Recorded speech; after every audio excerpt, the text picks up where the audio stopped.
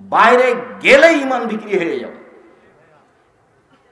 বাইরে গিয়ে দোকানে বসেছেন, দোকানে একজন আর একজনকে বলছে তুই চিনিস ও খুব খারাপ, তখন আপনি গিয়ে বলেন হ্যাঁ ঠিকই বলেছিস, আসলেই খারাপ।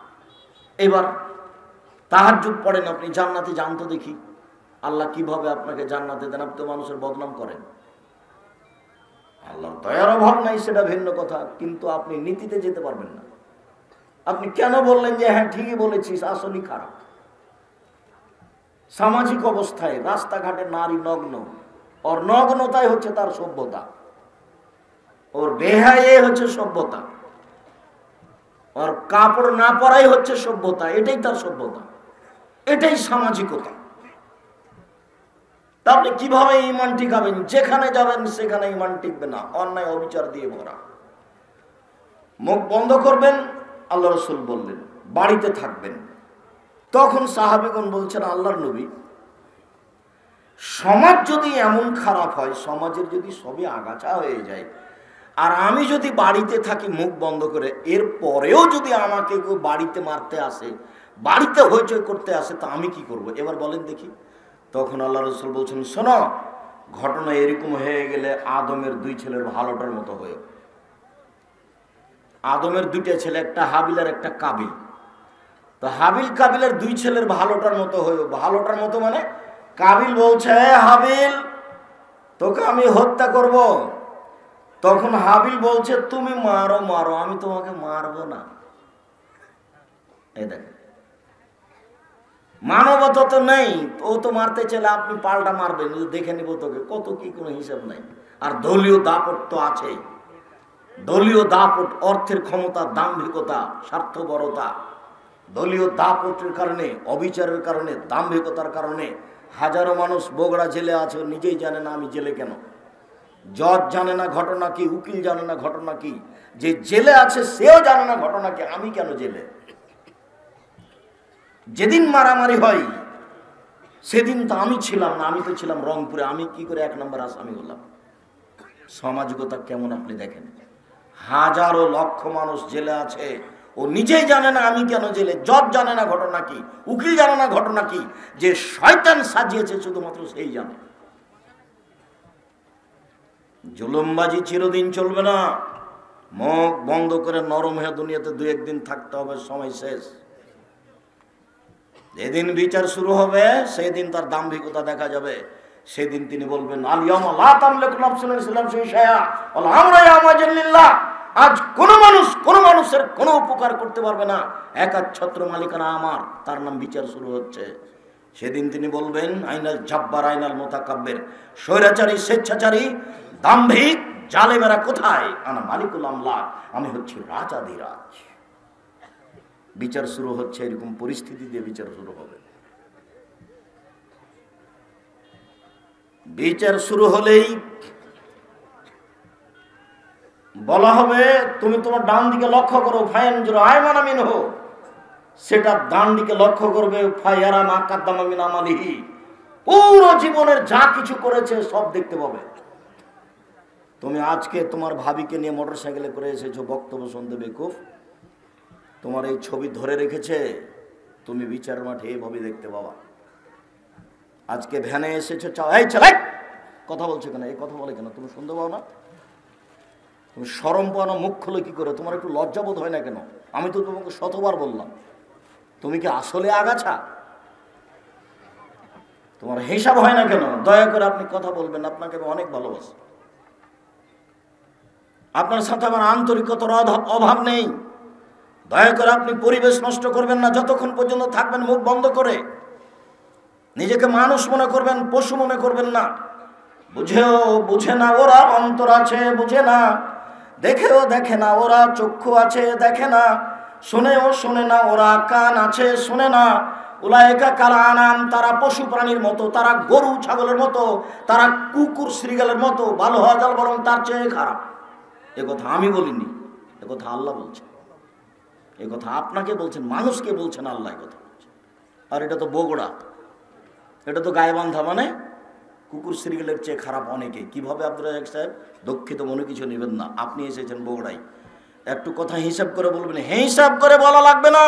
তোমার বাপকে যদি আমি কুকুর সিরিয়ালের চেয়ে বেশি খারাপ প্রমাণ করতে না পারি বেটা, জিন্দেগিতে বক্তব্য দেব না।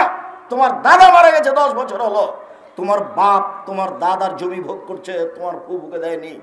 তোমার বাপ সকালে জমি নিবে আর তোমার ফুফু বিকালে নিবে। এটা যদি প্রমাণ হয়ে যায়, আমি আব্দুর রাজ্জাক বিশি ইনসুফ জিন্দেগিতে বক্তব্য দেবো না। আজকে চলে যাব। যেই সময় তোমার বাপ জমি নিবে সেই সময় তোমার ফুফুও নিবে। 10 বছর থেকে তোমার বাপ এই জমি ভোগ করছে, তোমার ফুফুকে দেয়নি। তোমার বাপ যদি কুকুর সিরিয়ালের চেয়ে খারাপ না হয়, তাহলে আল্লাহ খারাপ বললেন কাকে? তোমার দাদাকে মাটি দিয়ে এসে আগে জমি ভাগ হবে, তারপরে কোনো কথা। তোমার দাদাকে মাটি দিয়ে এসে জমি ভাগ হবে, তারপরে কোনো কথা। শরীয়ত আমার কাছে এসে পাগল হয়ে যায়নি। প্রত্যেকটা হাদিস গ্রন্থে উত্তরাধিকারীর ব্যাপার আছে, কোরআনেও আছে। যথাযথভাবে আল্লাহ উল্লেখ করেছেন অংশের কথাটি কে কি পাবে। মেয়ে যদি, বোন যদি এখন জমি চাই, তাহলে আপনি বলছেন তুই বাড়ি থেকে বের হয়ে যা, আর জীবনে কোনোদিন আসিস না। বোন যদি জমি চাই, তাহলে তার উত্তর হলো এটা। আবার তাহাজ্জুদ পড়ে, হজও করে, উমরাও করে। এরই নাম জুলুম, এরই নাম অত্যাচার, এরই নাম আগাছা, এরই নাম পশু প্রাণী। বুঝে না ওরা, অন্তর আছে বুঝে না, দেখেও দেখে না ওরা, চক্ষু আছে দেখে না, শোনেও শোনে না ওরা, কান আছে শোনে না।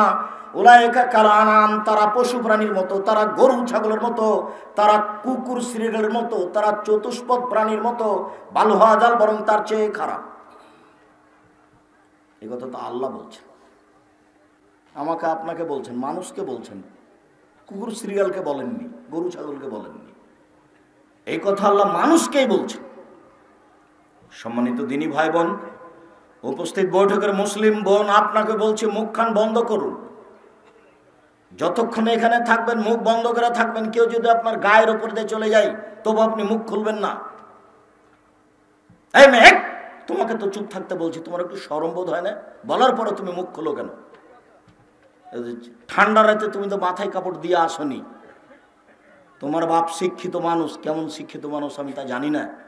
দেখো, 3 শ্রেণীর মানুষ জান্নাতে যাবে না, তার মধ্যে তোমার বাপও আছে, তওবা করে ফিরে আসতে হবে। 3 শ্রেণীর মানুষ জান্নাতে যাবে না, তার মধ্যে তুমিও আছো, তওবা করে ফিরে আসতে হবে।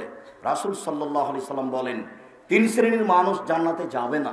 তার 1 শ্রেণীর মানুষ হচ্ছে মদমেনুল খামরা, নিয়মিত বিড়ি, তামাক, জর্দা, সিগারেট, গুল, নেশাদার দ্রব্য খায়, পান করে যারা, তারা জান্নাতে যাবে না।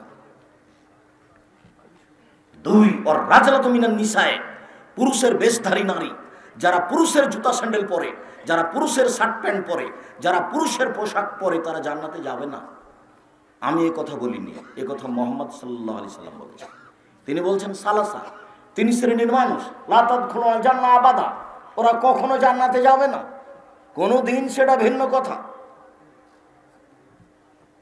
তার 1 শ্রেণীর মানুষ হচ্ছে মদমেনুল খামর, যারা নিয়মিত নেশাদার দ্রব্য পান করে। আব্দুর রাজ্জাক সাহেব, জর্দা যে নেশাদার দ্রব্য, তার প্রমাণ কোথায়? বিড়ি যে নেশাদার দ্রব্য, তার প্রমাণ কোথায়? যদি ওইভাবে লিখতে থাকে তো শুধু নেশা লিখতে লিখতে তো 4-5টা কোরআন মাজিদ লাগবে। তো রাসূল সাল্লাল্লাহু আলাইহি সাল্লাম এমন একটা বাক্য বলেছেন, সারা পৃথিবীতে যারা এর অধীনে পড়বে সেটাই নেশাদার দ্রব্য। তিনি বললেন, মাসকারা কাসিরুহু ফাকালিলুহু হারাম, যেটা বেশি খেলে বিবেকের ক্ষতি হবে তার কমও হারাম। একজন লোককে হাফ কেজি জর্দা খাওয়িয়ে দেন, দেখা যাক কি হয়। হাফ কেজি জর্দা খাইয়ে দিলে যদি তার বিবেকের ক্ষতি হয়, তাহলে তার একটা কণাও হারাম। এই কথাই মুহাম্মদ সাল্লাল্লাহু আলাইহি সাল্লাম বললেন। অতএব বিড়ি, তামাক, জর্দা, সিগারেট, গুল, নেশাদার দ্রব্য পান করলে তার ফলাফল জাহান্নাম, এর ব্যবসাও হারাম। 2 ওর রাজলাতু মিনান নিসায়ে, পুরুষের বেশধারী নারী, যারা পুরুষের জুতা স্যান্ডেল পরে, যারা পুরুষের শার্ট প্যান্ট পরে, যারা পুরুষের পোশাক পরে, তারা জান্নাতে যাবে না। এই কথা আমি বলিনি, এ কথা মুহাম্মদ সাল্লাল্লাহু আলাইহি সাল্লাম বলেছেন। তিনি বলেন, দায়ুস আল্লাযী ইকররু আলাল খাওয়াসা, দায়ুস যে তার বাড়িতে বেহায়াইর সুযোগ দিয়েছে তোমার বাপ, তুমি কেন এখানে এসেছো নগ্ন পোশাক পরে? তুমি নাকি ক্লাস 10-এ পড়ো? তুমি একটা মেয়ে মানুষ, তোমার নামটা ভালো, তোমার বাপ মা সাধ করে নাম রেখেছে, তোমার বাপ মা লজ্জাবোধ করে না, ইতস্তবোধ করে না, লজ্জা বেঁচে খেয়েছে। লজ্জার হিসাব নিকাশ নেই, লজ্জা বেঁচে খেয়েছে। লজ্জা কি জিনিস? লজ্জা শুধু শব্দ। লজ্জা ল বর্গ জয় জয় যুক্ত একটা শব্দ লজ্জা। এর আবার বাস্তবতা আছে, এটা তোমার বাপ জানে না। এর বাস্তবতা আছে, এটা তোমার মা জানে না। এর বাস্তবতা আছে, এটা তুমি জানো না। যার কারণে তুমি এই শীতের দিনে মাথায় কাপড় না দিয়ে বসে আছো। তুমি ক্লাস 10-এ পড়ো। কি দেখাতে যাচ্ছ আমাকে? কি বোঝাতে চাও? তোমার জন্য এসেছি। তোমার সাথে আন্তরিকতার অভাব নেই। তোমাকে ভালোবাসি, তোমার আব্বাকে ভালোবাসি। তোমরা মুসলিম, আবার হয়তো আহলে হাদিস পরিবার, আকীদার অভাব নেই, অনেক ভালো। এরপরে এইভাবে তো জান্নাত কিনা যায় না। রাসূল সাল্লাল্লাহু আলাইহি সাল্লাম বলেন, সিনফানে লা রাহমান সিনফানে মিন আহলিন নার লা মারাহুমা। দুই শ্রেণীর মানুষ আছে, ওরা জাহান্নামে যাবে, আমি তাদের দেখিনি। দুই শ্রেণীর মানুষ ওরা জাহান্নামে যাবে, আমি তাদের দেখিনি। দুই শ্রেণীর মানুষ আছে, ওরা জাহান্নামে যাবে, আমি তাদের দেখিনি। এক শ্রেণীর মানুষ যাদের হাতে থাকবে লাঠি, কাজনাবিল বাকারে গাভীর লেজের মতো, নাস্তা দিয়ে তারা মানুষকে মারবে। স্কুল কলেজে যে লাঠি থাকে মারামারি করে, সেটাই লাঠি। প্রশাসনের হাতে যে লাঠি থাকে, সেটাই লাঠি। সামাজিকভাবে যখন তখন মারামারি করছে, দলীয়ভাবে যে লাঠি ব্যবহার করছে, সেটাই লাঠি। তাদের হাতে থাকবে লাঠি, তারা মানুষকে মারবে। ওরা জাহান্নামে যাবে, আমি তাদের দেখিনি। দুই, নিশাউন মহিলা, কাশিয়াতুন কাপড় পরে থাকে, আর ইয়াতুন উলঙ্গ, কাপড় পরে উলঙ্গ থাকে। এ কথা আল্লাহ নবী বলছেন, আমি বলিনি। মনে হচ্ছে যে তোমাকে আর তোমার মাকে দেখে দেখে বলছেন আল্লাহ নবী। মনে হচ্ছে যে তোমার বগুড়ার অবস্থা দেখে বলছেন। কই আমাদের তো হাট বাজারে যায় না, তবু তো চলে। তুমি তো যাও, তোমার মা যায়, তোমার খালা যায়, তোমার ফুফু যায়। কই আমরা তো যাই না, না গেলেও তো চলে, বেঁচে আছি তো। যদি বগুড়া শহরে ফ্রি কিছু দিয়ে দেয় তবু আমরা যাব না, যায় না। যাওয়া প্রবণ হয়ে গেলে আর একজনের গায়ে ধাক্কা লেগে গেছে, এটা যদি আমাদের কাছে প্রমাণ হয়ে যায়, তাহলে আমরা অজ্ঞান হয়ে যাবো। এর নাম আত্মমর্যাদা। আত্মমর্যাদা থাকা উচিত। তোমার বাপ পুরুষ, তোমার বাপ একটা ঘৃণিত পুরুষ, যার কারণে তোমার বাপের ভিতরে আত্মমর্যাদা নাই। শোনো, তোমাকে বলছি, এই মেয়ে শোনো, তোমাকে বলছি আত্মমর্যাদা কি জিনিস। 1 মিনিট তুমি খেয়াল করো, তোমাকে বলছি। সম্মানিত দিনী বোন, আপনাকে লক্ষ্য করে কথা বলছি, আপনি মনে রাখুন। আল্লাহর নবী বলছেন যে আমি জান্নাতে ঘুরলাম স্বপ্নে। ঘোরার পরে দেখলাম একটা খুব সুন্দর টকটকে ঝকঝকে ঘর। আমি ভাবলাম, ঘরের বাহির যদি এত সুন্দর হয়, ভিতরেই বা কত সুন্দর। ঘরটা বা কার? পাশে একজন বৃদ্ধা মহিলা। আমি বললাম, মহিলা বলতে পারো ঘরটা কার? তখন বলছে ঘরটা উমারের। আমি মুহাম্মদ সাল্লাল্লাহু আলাইহি ওয়াসাল্লাম চিন্তা করলাম, ঘরটার ভিতরে ঢুকি, কিন্তু উমারের আত্মমর্যাদা আমার মনে পড়লো। এত বড় আত্মমর্যাদার অধিকারী মানুষের ঘরে ঢুকি কি করে?